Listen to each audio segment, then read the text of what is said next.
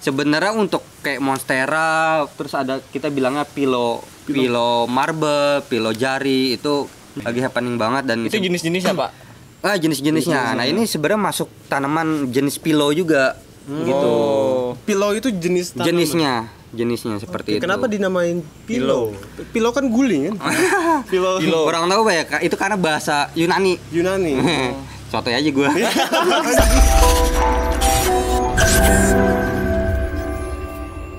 Assalamualaikum warahmatullahi wabarakatuh. Selamat sore, selamat siang, selamat malam. Yoi. Salam sejahtera Salam untuk kita sejahtera semua. kita. Semoga kita semua dalam keadaan sehat walafiat. Amin. Bebas dari virus-virus yang ada di Indonesia sekarang ini. Yang jahat-jahat itu ya. Jahat banget. Oke, kali ini kita ada di sebuah kebun ya, Jul. Sebuah kebun. Kebun ya. Kebun sederhana lah. Kebun sederhana. Tapi menghasilkan kan? Alhamdulillah menghasilkan. Nah, kita sekarang udah lihat nih ada tanaman-tanaman. Di sekeliling kita udah ada tanaman, di depan kita udah ada tanaman. Oke, kali ini kita akan bahas seputar tentang tanaman ya, tanaman hias. Ya, tanaman hias yang mungkin bisa menjadi bisnis buat teman-teman kalian yang menjadi korban pandemi PHP. Oke, kali ini kita udah ditemenin teman lama kita yang teman lama. Bisa dikenalin dulu nama dan profil dari Bapak. Nama gue Hilman Auzan. Saat ini gue lagi fokus untuk bisnis tanaman, khususnya Monstera. Di sini juga ada Ruscus. Wih, Ruscus apa nih Ruscus? Kebetulan ini tuh memang tanaman basicnya daun doang, tapi memang ini manis banget ya. Kalau lihat bisa dari dimakan? Nggak bisa. Manis. Manis ini. Kayak lu lihat perempuan aja kan, wah manis nih gitu. Nah, sama daun. Tapi emang bener sih kayak daun main-mainan gitu ya? Ya kayak gitu. Gue pengen lihat sih, penasaran gue. Kayak gini kurang lebih. Gimana sih? Nah, ini tuh lagi happening yang memang di luar negeri tuh yang ini. Ruscus di Jepang. Oke. Jadi setiap perayaan seremoni di Jepang, baik itu acara-acara keagamaan, selalu pakai ini. Nah, itu memang ini yang awal mulanya jadi turning point gue lah untuk buka usaha di bidang tanaman hias. Iya, botanika kayak gini. Seperti ini. Nah, kalau yang ini apa? Nah, sebenarnya untuk kayak Monstera, terus ada kita bilangnya pilo marble, pilo jari itu sebagai fill in lah untuk mengisi ini ya. Nah, kan lagi happening banget nih. Lagi happening banget dan itu jenis-jenisnya Pak? Jenis-jenisnya. Nah, ini sebenarnya masuk tanaman jenis pilo juga gitu. Pilo itu jenis tanaman. Jenisnya seperti itu. Kenapa dinamain pilo? Pilo kan guling kan? Pilo. Kurang tahu ya, itu karena bahasa Yunani. Sotoy aja gue. Coba kurang lebih itu bahasa ininya lah, bahasa setiap apa ya? Tanaman. Kayak bahasa kedokteran lah kurang lebih. Oh iya. Biologinya ya. Iya. Sotoy banget. Ini kalau ini namanya apa tadi nih? Ini Monstera. Orang umumnya bilang Monstera. Lagi ini juga kan? Atau daun janda bolong. Daun janda bolong. Serius. Siap. Kalau ya namanya aja janda. Oh iya. Ini gua boleh nanya nggak sih, Bul? Ini tuh kenapa bisa becok-cok gini itu dia? Coakan. Apa dicuak sendiri apa emang dia kecilangan atau apa gitu? Nah, sebenarnya waktu awal dia keluar itu tuh masih yang waktu masih mudanya ya. Ini kan udah mulai besar nih. Udah mulai besar ya. Itu tuh masih bulat, Jul. Oke. Bulat. Masih bulat, belum kebelah-belah kayak gini. Oh, masih utuh gitu ya? Masih utuh. Mungkin contohnya mana ya? Di sini kebetulan udah pada besar-besar semua ya. Nah, itu masih utuh. Jadi yang bagus itu memang yang bukan bagus, yang nilainya lebih mahal. Punya value. Kita nggak bilang mahal ya, karena relatif lah, kayak lu bicara seni aja gitu. Tanaman kurang lebih kayak gitu. Nah, itu tuh yang lebih punya nilai value-nya itu yang udah mulai bolong-bolong seperti ini kayak gitu. Jadi kalau mudanya dia belum bolong-bolong. Belum. Masih rapet lah ya. Lu tahu lah. Gua bilang janda bolong. Oh iya, janda bolong bener. Kayak gitu kurang lebih, Pak. Oke. Iya. Nah, kalau boleh tahu nih, berarti lu rawat sendiri, lu produksi sendiri. Nah, gini, kalau bicara produksi kebetulan ya gue bareng saudara gue ini. Jadi awal gue boleh ceritain awalnya nggak sih? Boleh. Jadi awalnya itu memang gue itu sebagai karyawan lah gitu di salah satu company. Sampai akhirnya ada ya di zaman pandemi itu yang tadi lu bilang di awal tuh corona. Gitu. Corona itu dampaknya memang benar-benar gila banget. Tapi di satu sisi gue juga pengen memanfaatkan juga nih culture apa ya, budaya. Sebentar, berarti lu sekarang korban? Iya, gue kena PHK gue.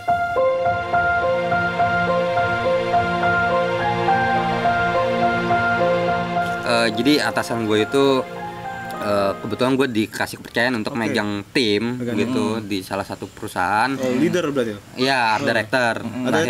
Terakhir gue sebagai art director. Sampai akhirnya atasan gue ngabarin untuk minta gue nge-cut salah satu dari tim lo? Tim gue gitu. Oh itu berat banget pasti.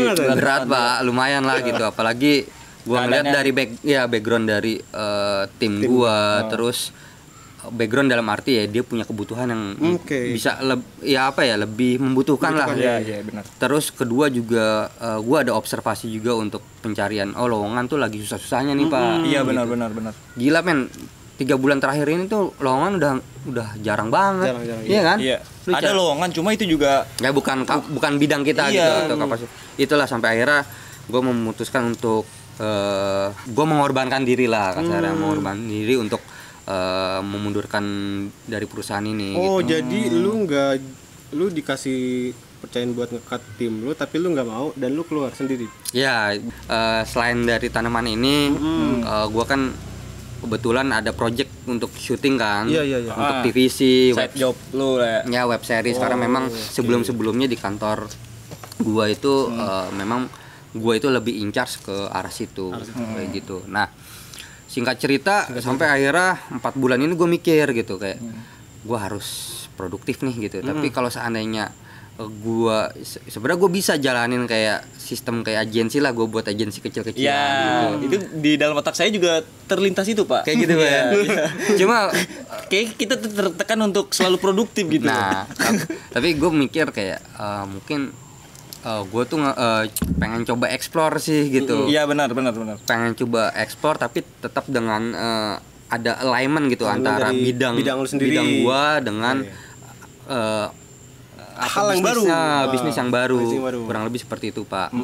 Sampai akhirnya gue kebetulan kita adalah kebun, benar-benar kebun ke sekitar 2000 meter. Wow, gede. Iya di Sukabumi tapi Pak. Jadi lahan di situ. Nah kita itu tuh memang kerjasama sama orang daerah situ karena jadi masyarakat di situ biasa nanam untuk sayuran. Tapi sayuran itu nilai jualnya itu murah banget Pak. Murah. Iya. Apalagi dari daerah kan dari. Nah iya gitu. Jadi banyak yang mengeluhkan mereka itu lebih diuntungkan oleh tangkulak gitu ketimbang si petaninya itu tuh merasa dirugikan gitu. Oh iya benar sih.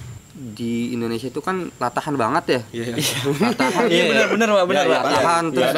Latahan terus tiba-tiba dinaikin gak wajar gitu. Nah, ya kayak sepeda aja. Ya. Gue nggak ngikutin sih. Tuh konten lu lah yang lain lah. Kayak gitu. Nah, ini istilahnya lu dengan harga taruhlah ini gue jual sekitar 200.000. 200.000. Lebih mahal dong berarti. Lebih mahal dan sebenarnya kurang kalau gue pribadi misalnya sebagai konsumen ini tuh kurang mengisi ruangan gitu ketimbang ini gitu. Iya benar. Dan kedua sebenarnya dari tanaman yang gue jual ini tuh memang minim perawatan semua. Oh minim banget. Terus juga jadi memang arahnya itu lebih ke dekoratif, tanaman dekoratif. Nah, kebetulan juga nih gue mungkin sembari ngejelasin juga bisnis model usaha yang gue jalani. Boleh jadi banget ya. Gue itu bukan cuma sekedar jual tanaman sebagai marketplace, tapi gue lagi coba ngebangun nih relasi. Sebenarnya ada beberapa nih teman-teman dari interior yang nantinya kolaborasi. Nah, gue di sini sebagai as a consultant untuk tanaman-tanaman dekoratifnya itu. Jadi kalau gue pribadi misalnya gini, gimana? semua tetap customer itu dikasih kebebasan untuk memilih tanaman yang mana gitu. Tapi balik lagi, seandainya budget lu 200.000 daripada lu habis buat satu pohon, gue bisa merekomendasikan nih buat lu nge-fill satu kamar itu banyak tanaman dengan budget 200. Nah mungkin gue bisa arahin ke Ruskus atau ada namanya modelnya kayak Monstera namanya Pilojari. Nah itu kan cukup lebih hemat lah gitu. Dan hemat apa nih? secara budget. Nah, sebenarnya itu yang gue tekankan. Ya sebenarnya sih poinnya dengan apa ya, masalah corona kayak gini ya jangan takut sih Pak gitu. Usaha insya Allah lah gitu. Insya Allah kalau itu pasti ada jalannya. Jangan takut lah. Nah kalau boleh tahu nih Man, untuk pemasarannya ini penjualan ya, customer tuh biasanya lu bisa cari itu lu lewat masih online atau emang lu masih japri-japrian aja nih? Nah memang untuk starting awalnya gua fokus di offline dulu nih. Offline? Karena memang target pertama itu kita untuk ekspor dulu Pak. Ekspor, tapi kita ada rencana memang untuk buat ke arah online. Gitu. Karena pertama demand-nya juga lumayan tinggi juga kan, karena emang ada sekarang apalagi zaman WFH ya. WFH terus ini bisa jadi peluang nih gitu, peluang untuk kita apa ya, habits menanam, habits bercocok tanam itu bisa kita angkat lah. Karena apalagi lu kalau di rumah bosen gak sih gitu? Karena biar ada kegiatan juga tapi lu bisa produktif. Tetap kayak gitu. Nah tapi nggak sampai di situ doang nih Pak gitu. Tapi rencananya gue juga pengen menjadi as a consultant gitu. Karena gue pengen ngebangun nih semacam ekosistem di mana gue bisa bekerja sama dengan banyak bidang lain gitu. Semisal kayak ada teman gue yang interior, gue bisa in charge tuh di projectnya dia as a consultant untuk dekorasi tanaman gitu, penataan segala macem. Karena kan sekarang kan udah konsepnya itu udah green living. Green living. Itu yang pengen, bukan kuy living. Itu konten lain Pak. Kayak gitu. Nah itu pengen kita angkat. Nah selain itu juga kebetulan kan teman-teman kita juga kan banyak nih yang bekerja di industri kreatif gitu. Nah itu pengen gue ajak berelaborate juga nih gitu. Rangkul lah ya. Gak rangkul sih sebenarnya.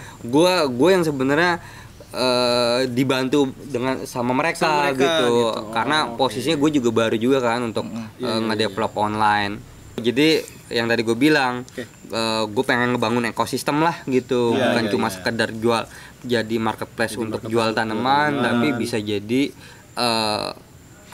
masuk ke substansi yang lain, berbeda gitu.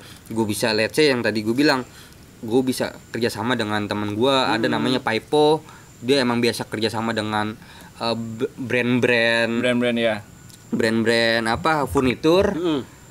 Interior furnitur, tapi khususnya dia furnitur untuk sofa, untuk lemari. Nah, kebutuhan rumah tangga lah ya. Rumah tangga, jadi itu bisa kayak jadi ada chance lah untuk gua. Ada chance untuk gua kerjasama dengan dia. Ya, buat Paipo lo ntar lo, gua samperin lo. Oke, dari tadi kan kita udah ngomongin apa ya, bisnis tanaman nih. Mungkin tadi lu bilang hobi juga, lah, sebut aja hobi. Hobi yang menjadi bisnis. Terserah deh. bisa. Hobi. Jadi mungkin lu bisa kasih tips ke teman-teman yang hobi tanaman atau mungkin yang emang baru pengen mulai berkecimpung di tanaman, mungkin lu bisa kasih tips nih bagaimana cara merawat tanaman hias nih. Nah, sebenarnya apalagi sekarang kan musim juga di Indonesia juga kan enggak apa ya, panas gitu ya, atau panas atau hujan gitu kan. Nah itu lu mungkin ada tips sendiri. Itu pertanyaan bagus banget sih Mam. Sebenarnya untuk tanaman yang gua jual ini lebih banyak tanaman untuk indoor. Jadi memang cocok banget nih untuk lulu semua yang emang punya rencana untuk mendekorasi rumahnya atau kamarnya untuk ada tanaman gitu. Jadi pertama minim perawatan, kedua asal lu tau aja nih, kayak misalnya monstera atau piloge gini, itu dia malah stres kalau terlalu banyak disiram air. Gitu. Kayak gitu. Tapi harus terkena matahari juga enggak? Nah itu kita merekomendasikan untuk tidak terkena matahari langsung. Oke, jadi nggak boleh kena matahari langsung nih? Iya, makanya tadi gue taruh di green gitu kan, dia ada. Green di rumah kaca kan. Iya. Gitu. Jadi ini kedua itu pertama untuk media penempatannya ya. Nah kedua bagaimana merawatnya untuk biar tetap subur, biar benar-benar grow up jadi gede banget ya. Nah itu bisa kita manfaatin nih dari banyak apa ya, limbah rumah tangga. Limbah rumah tangga, oke. Misal tadi lu makan pisang. Oh iya. Nah, pisang itu kulitnya bagus banget, Pak. Ini. Pisang itu kulitnya bagus banget untuk bukan cuma buat ngerjain orang doang, bukan ya. Oh ini ada ini juga. Spontan banget. Nah, itu pisang itu kulitnya bagus banget untuk pupuk. Nah, terus ada yang nggak kalah ajib nih, yang nggak kalah ajib dari daun dari kulit pisang itu cangkang telur, Pak. Cangkang telur. Cangkang telur. Kayak hampir semua orang pada suka telur nggak sih? Nah, pasti kan. Selama ini kan cangkang telur itu kan lu habis masak telur ya udah aja gitu dibuang. Gitu. Iya. Nah, itu tuh bisa jadi pokoknya ada di mana zat-zat yang memang bagus juga gitu untuk tanaman, untuk boosting atau accelerate si masa pertumbuhannya perkembangan si pohon. Jadi banyak lah, nggak cuma cangkang telur, nggak cuma kulit pisang kayak gitu. Mungkin ya sisa-sisa bawang kayak gitu kan banyak juga kan. Iya, cuma sebenarnya itu sih kalau seandainya memang lu kebutuhan untuk di dalam ruangan, gue nggak menyarankan yang kayak tadi yang lu bilang, karena itu terlalu kotor banget, messy banget. Akan jauh lebih bagus tuh ya cangkang telur aja juga udah cukup kayak gitu. Karena nggak terlalu ini juga ya. Toh juga kalau lu pengen simpelnya lagi, lu beli vitamin tanaman juga banyak kok, tinggal disiram gitu. Tinggal tetes. Iya, itu banyak lah cara. Tapi balik ke tujuan awal gue buat usaha tanaman ini, gue pengen berusaha untuk mengeduket gimana caranya merawat ini dengan kedekatan atau hal yang ada di sekitar kita. Yap, kurang lebih seperti itu. Hal yang sekitar kita yang bisa kita manfaatin. Limbah-limbah yang ada di sekitar kita yang biasa kita. Setuju, Imam. Oke. Setuju, aku setuju sama kamu kok. Kayak gitu. Keren. Oke. Sampai sini dulu aja jumpa kita kali ini. Semoga video ini bermanfaat buat kalian. Betul. Oke, terus juga gue berterima kasih sama Mas Hilman untuk makasih banyak Mas Hilman. Ya, sukses. Nanti kalau udah launching gue kabarin lu deh. Siap untuk mendokumentasi. Enggak, lu nyantai-nyantai aja gitu. Gua siap. Ya udah, gue tutup ya. Wassalamualaikum warahmatullahi wabarakatuh. Thank you.